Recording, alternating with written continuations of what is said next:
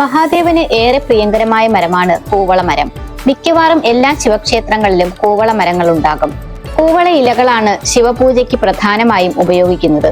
കൂവളത്തിന്റെ 3 ഇതളുകളുള്ള ഇലകൾ ശിവന്റെ 3 കണ്ണുകളെ സൂചിപ്പിക്കുന്നതായും 3 ഇലകൾ ബ്രഹ്മ വിഷ്ണു മഹേശ്വരന്മാരെ പ്രതിനിധീകരിക്കുന്നതായും കരുതുന്നു.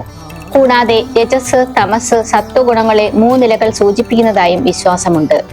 കൂവള ഇലകൾക്ക് ശിവചൈതന്യം ആഗിരണം ചെയ്യാൻ സാധിക്കുമെന്നാണ് വിശ്വാസം. കൂവള ഇലകൾ മഹാദേവന് പ്രിയപ്പെട്ടതായതിന് പിന്നിൽ ചില ഐതിഹ്യങ്ങളുണ്ട്. പാർവതീദേവിയുടെ വിയർപ്പുതുള്ളിയിൽ നിന്നാണ് കൂവളമരം ഉണ്ടായതെന്നാണ് ഒരു ഐതിഹ്യം. അതിനാൽ ഈ മരത്തിന്റെ ഇലകളിലും പൂക്കളിലും ഫലങ്ങളിലും വേരുകളിലുമെല്ലാം ദേവീ ചൈതന്യം നിലനിൽക്കുന്നതായി കരുതപ്പെടുന്നു.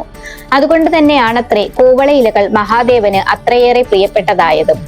മറ്റൊരൈതിഹ്യം, സമുദ്രമഥന വേളയിൽ ലോകനന്മയ്ക്കായി കാളകൂട വിഷം സേവിച്ച മഹാദേവന് വിഷത്തിന്റെ തീഷ്ണതയിൽ നിന്നും ആശ്വാസം ലഭിക്കാനായി ബിൽവപത്ര എന്ന് സംസ്കൃത നാമമുള്ള കൂവള ഇലകൾ സമർപ്പിച്ചതായി പറയുന്നുണ്ട്.